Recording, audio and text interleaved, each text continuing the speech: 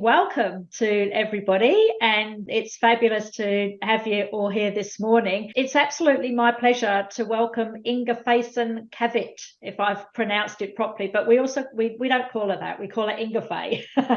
And Inga Faye is an authenticity strategist, and she left an engineering career to follow her entrepreneurial spirit. She now pursues her dream life full of faith, family, freedom, flexibility, and fitness. So I think that's the 5 F's, right? Yeah.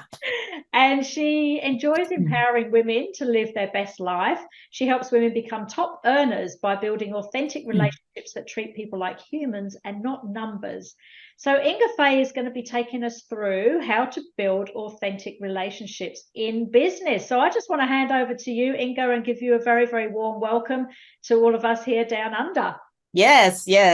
I'm so excited to be with you guys down under. Okay, so today we're going to talk about how to build authentic relationships. I wanted to start off by saying I know that we can have a lot of distractions in life. And we already kind of said that this is kind of the middle of the morning for you all, and I'm sure you have tons of things to do. For those that are present, I would just ask that you take the time to really be focused so you can really hear what I'm saying. So if it resonates with you and you want to take action, that you can. So I just put this slide in here because I know our lives are full of distractions, just of my family, just to show that, I'm human too, and I have a family, and all the trials and tribulations we can go through building a business and being a mom and a wife and all of that. It's definitely a balancing act, but it's definitely worth it. So just control what you can and let go of the rest is really what I just want to let everyone know. Okay, so let's get started. So in today's talk, I want to show you how to translate your top earner potential into more sales and downline via relationships. And basically, it's centered around really treating people like humans and not numbers, so you can build meaningful and sustainable relationships built on trust. And you really can enjoy your entrepreneur journey and feel like your growth strategies are really aligned with who you are. You can be that top earner without bothering people, but really just connecting with them, which is really what we want to do. So before I get started, I want to share a confession with you, as well as 2 myths that I have discovered in building my business. The first confession is that I don't know about you guys, but I'm not really dazed, glazed, and amazed by vanity numbers. And that's, somebody's followers or that kind of thing, because at the end of the day, I think it really is important that we serve people with the product or service that we have, and that we help mentor our downline to really reach their level of success. And then the one myth that one of the 2 myths that I wanted to share with you is, yes, you can sell beyond your inner circle. So you don't have to just sell to your friends and family. And I think oftentimes when people are first starting businesses, they start with their warm market, which is their friends and family. And then after they stop talking, or after they've talked to pretty much everybody, they sometimes feel like their business is over because they don't know who to talk to next. So for those who ever have thought that they can only sell to their friends and family, I want you to know that you can sell beyond those folks. And then in addition to that, I also want to let you know that it's not just the extroverts that are successful, that you can be an introvert and still be successful as well. So I wanted you to know you don't have to fake it out and really be that outgoing extrovert if that's not what's really your innate gift. So my question to you is to kind of, with those 2 myths that we just talked about, what if we lived in a world that you didn't necessarily have to nag your customers to reach a sales goal, that you could actually serve them and not nag them to reach the goal? So that's just little food for thought.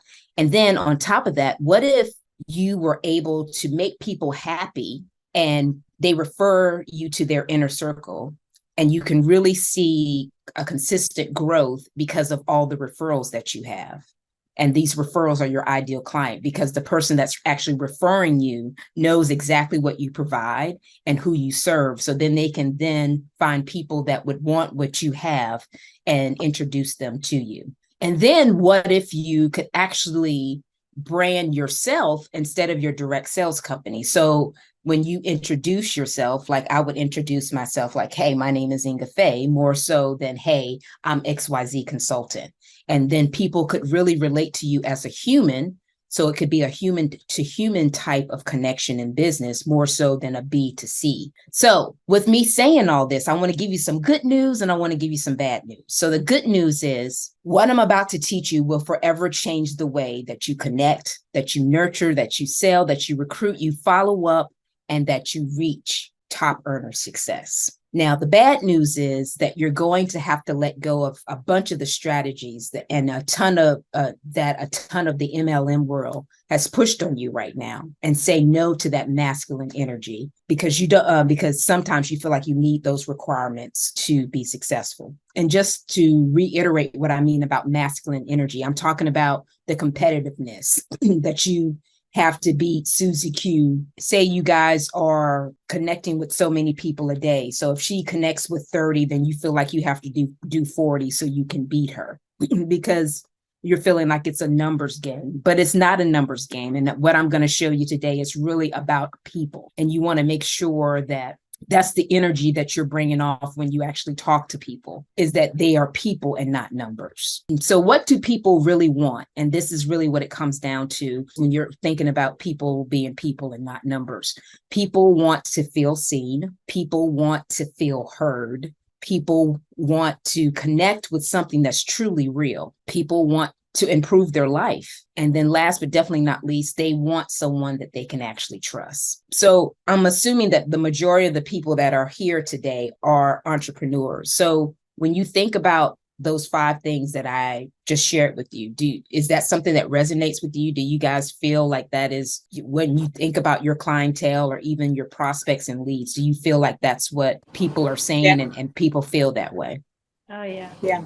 And I think even though that's for entrepreneurs, I think it's relevant to people within corporate as well, because oh yeah, for sure. yeah, a lot of clients that I have problems where they don't feel that they're respected, seen, heard, all the same things, and they want to improve their life at work and their businesses, and often they're looking for a mentor or somebody that they can trust. So the same principles are really consistent right across those areas. Oh yeah, for sure. I totally agree. So the problem is that most of the time people are surrounded by the wrong people. Social media makes them feel bad, and they are being sold to 100% of the time. And I'm sure you guys can completely relate to this. Okay, so you go onto a website and say you're looking for some shoes. You want some cute shoes. I'm going to say some leopard shoes because I'm all about animal print. So you go and looking for some leopard shoes on a website. You get off the website. You decide you're going to go to a social media platform. And then because you went to that website, now Facebook is showing you leopard print shoes because they just saw you go to the website, or they just got this information that you went to the website looking for leopard shoes. So that last part of it is 100% true most of the time. And then they start to settle for all the painful parts of their life. And then even though they say they want something, they want to do something different, they never really go past liking your online content or just reading your emails. Can you guys relate to that? That people, they kind of sit on, they want to change, but for whatever reason, they're sitting on their hands and they're whining more about it than they're actually taking the action to make the difference. Sometimes people know exactly what they want. So this is the other spin on it, and they go looking for it. But most of the time they just have a hunch and they know it when they see it. But most of their time on social media is a welcome diversion to life. It's just kind of taking them away. Kind of that old commercial they had. I don't know if they had this product in Australia. It was called Calgon, take me away. I guess it must have been an American product, but it was like this woman in the bathtub, and I think it was like a bubble bath that you would use. And it was your escape from the world. So if you've ever experienced that, then that's exactly what social media can be at times, which makes you feel like so many people that they're actually out there that you could help around the globe, and that everyone else is getting those sales. So you think, well, wow, maybe I'm the problem. So when I say you're the problem, that's what I mean. You're thinking to yourself, oh, am I the problem? And then what you see working online is either somebody dancing around like they're an entertainer or someone being super pushy and salesy. And you're not willing to be either. In fact, you've bought courses and you're thinking to yourself, would you do it anyway? Even though you know that you're really not willing to dance around and really truly be salesy. And when you think about it, you're like, okay, I really can't do that because I can't make myself do something that really doesn't resonate with me. It's no wonder that you feel a bit lost when it comes to growing your following, building authority, and really getting sales to expand and grow your business. But luckily, only a tiny slice of the market is offering something that they actually care about, which means there is a huge opportunity for you as a result of that. So how can you make them care? Well, this is the most important question at the center of any good marketing strategy. And we developed a way to really nurture your audience, to get them to trust you, shift the way they think, and then get them to take action and actually buy from you, to truly make them care. And we call it the relationship accelerator system. If people want to feel seen, feel heard, if they really want to connect to something real, if they really want to improve their life and they want an expert that they can trust, we're going to give them exactly what they want. And if you know what the people want, how do we authentically nurture them to feel like they belong, that they are heard, and they can make a change and really trust us to help them? Well, I look at it as basically three parts of building a strong business relationship. And the first thing is cultivating a rich environment. So what does that mean? Cultivating a rich environment means that you are going to eliminate self-talk, eliminate negative self-talk, and you're going to manifest positive financial outcomes as a result of doing that. I'm sure many of you have had those times where you had those stinking thinkings. You may have had a valley in your business because entrepreneurship is definitely full of hills and valleys. Can you guys relate to that as far as, going through different trials and tribulations to grow your business? Maybe something didn't go the way that you had planned, because entrepreneurs are ultimately optimistic as it is. So it may not have happened in the time frame that you wanted it to happen in, or something didn't go through the way you thought it would. It's really important to really get rid of that stinking thinking. I wanted to show you this video, and I'm sure some of you have probably seen this before. And it's going to give you an instruction. It's probably going to be about 40 seconds of the video that I'll show you, but I think it's really going to resonate the point that I want to share. So I'll play this for you quickly now.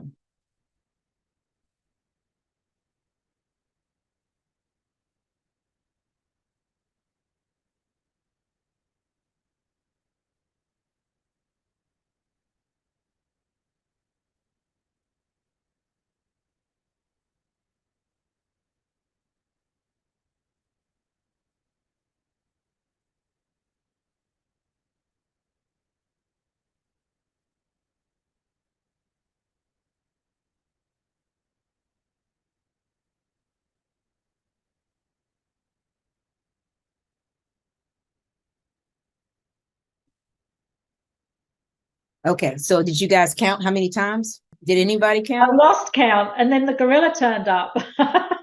Did everybody see the gorilla? Yeah. So I'm going to play it a little bit more, and it's going to tell us how many times.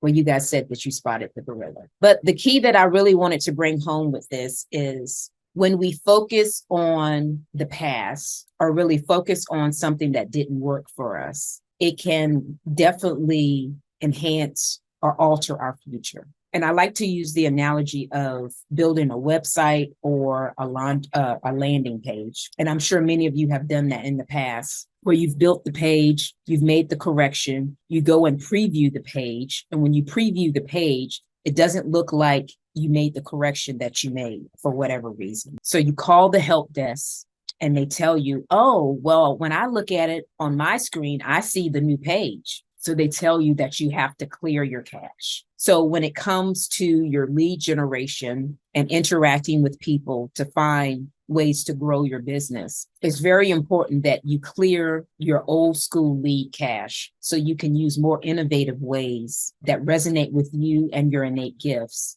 to build your business. So you can really grow your business to the next level and use your energy to create and innovate more so than trying to be something that you're not. So that's the first step. Now, the second step of the relationship accelerator is authentic relationship building. So authentic relationship building is how to ask and not assume, how to really engage instead of pushing, as well as customizing your solution for your lead and your prospects' ideal outcome. So how do you do that? Well, one of the things that you want to do is first and foremost realize that everybody is not your customer, because they're not. You really want to be able to niche down and determine truly who are the people that you want to serve and that would want the product that you have. So you don't have to convince them that what you have is the best thing since sliced bread. They're going to be attracted to you because you're not attacking them with something that they don't need or want. And then as a result of that, you can move on to the next point,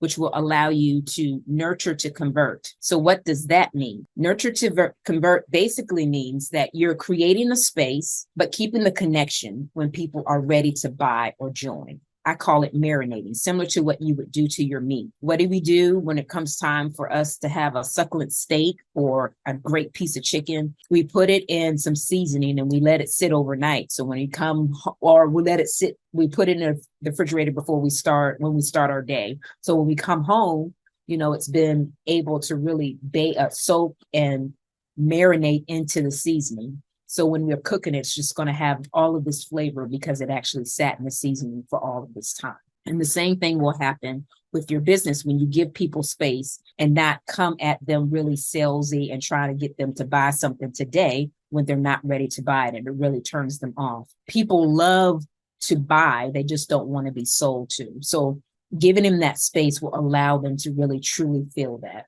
And then in the meantime, in between time, while they are marinating, you will support their need and build that know, like, and trust factor, so their fears will go away and that they'll be more likely to buy from you or join you when they're actually ready. What do you guys think about that point? Is that something that you guys have thought about in the past, or that points that you're actually using now in your business? Oh, for sure. Awesome.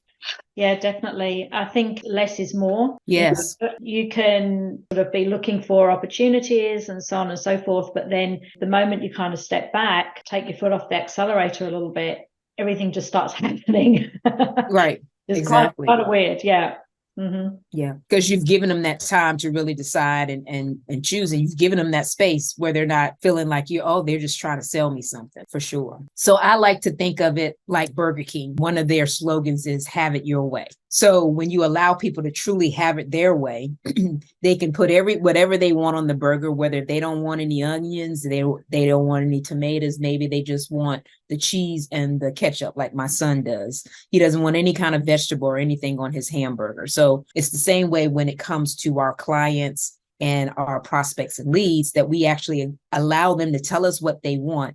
And then after they tell us their need and their want, we give them, we fulfill that need with what they want based on what they've told us. So then it's more like a dating session. I mean, can you imagine if your significant other just came up to you and said, "Hey, will you marry me?" Or, "Hey, can we move in together?" That kind of thing. And they just met you. That's how people feel when we immediately attack them by trying to get them to buy something today, where they haven't really had a time to really get to know us first, because they buy us first, or the products that we sell, and then they don't want any part of it. So we truly have to be able to date our leads until they're ready to really make that commitment, is what I'll say. And that's that buying commitment. Have you guys ever thought about, interacting with your leads like dating? Yeah, it's really interesting, isn't it? Because you are building trust in the relationship, and you're developing the relationship as it goes. So as you go through those different sort of stages, you're learning more about each other, and you're having those aha moments like, "Oh wow, this person's actually really amazing," and "Oh wow, I can really trust this person." Then when you get to a sales situation, it should be pretty streamlined, because you already know who you're working with. You can have pretty frank conversations with that person and really get to connect with them. And in my background, I was working in software companies, And one of my roles was more as a support consultant when I first started there. And the salespeople would be, going out, trying to make the connections and, understand what the value propositions are and the compelling events and push all this stuff onto people. But I had these relationships because I serviced those clients and they trusted me and they knew that I always did my best for them. So in the end, I ended up doing sales. And in fact, I was running the whole business. I said to my boss, I can't do sales. And he said, no, you can. And I'll tell you why, because you build the relationship with your clients and they trust you and the rest will just happen. So it was a massive eye-opener for me in perception of what a salesperson was versus really the business development and the relationship that's so important. So absolutely dead on to your point completely. Yes, thank you for sharing that. So we want to definitely date our leads. And then when we're able to do that, we'll be able to cultivate authentic relationships similar to what Cindy just described. We'll be able to build that know, like, and trust factor so we can create loyalty more so than a one-time sale. So when we build authentic relationships this way, we can generate high conversion referrals. We also can have more residual income. We can have a higher downline conversion. We can also connect feeling more fun and less stressful. We're also able to start to be seen as an authority and as well as an expert because these connections, people know, like, and trust us, and they know that we're looking out for their best interests. And when we recommend products, they know that, yeah, she knows what I want. She knows what I need. I'm going to go ahead and get it because Inga said that's what I should do. So if any of this resonated with you, there are two ways that you can get started. The first way would be work on your cold outreach, because oftentimes I find that the cold outreach is what people really struggle with. After they've talked to their friends and family, that warm market, they really struggle with who to talk to after that. So what I did was, because I know all the trials and tribulations that introverts go through when it comes to lead generation, I know that they enjoy talking to people that they know, that they're very passionate about their product or service. It's just the cold outreach that they struggled with. I wanted to give them the perfect icebreaker, which from my vantage point is a survey, because surveys help you feel real, they help you feel authentic, and they help you truly build genuine relationships that will translate into sales. What I did was I created the survey system that will allow you to create a survey in less than an hour without the learning curve, the pitfalls, and the headaches that I went through to actually create the system. So at that point, you would have your lead generation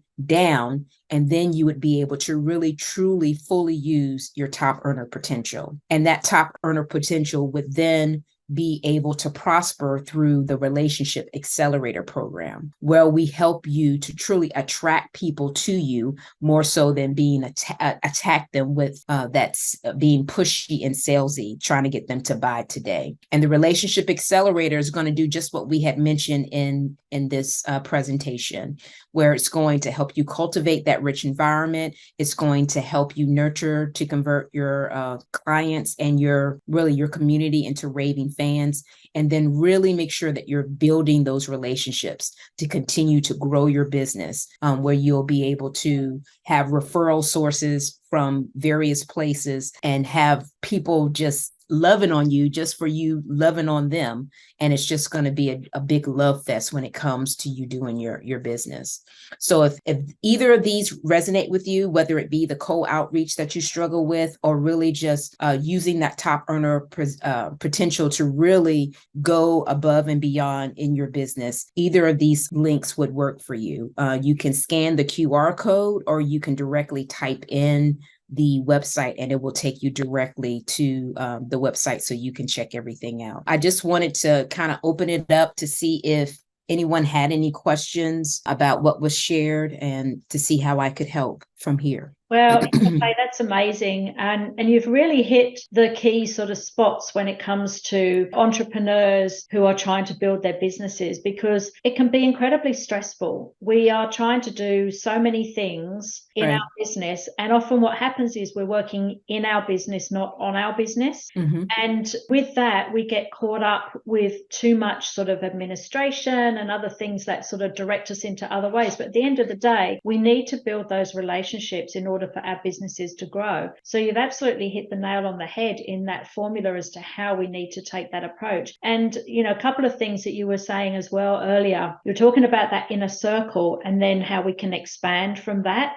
And I think I always have a belief that your network is your net worth. So starting in that inner circle is a great place to start. And then what I really loved about what you were saying is, as you expand, the way that you are expanding is you're engaging with the people that are in your inner circle and how they then connect with their inner circle. So you're creating ecosystems in the way that you're operating. And what that does is it just takes away all the pressure and stress of the cold calling and having to start those relationships right from the very beginning, because they're already warm and you've already got introductions. So it's so, so important. And the other thing that you mentioned as well that I thought was really relevant is this branding yourself, because at the end of the day, as entrepreneurs, most of us, our product is actually ourselves. And then other things that we have are the tools that support what we do to help our clients. And going back to your point about how do you create credibility and trust for people to buy from you, well, then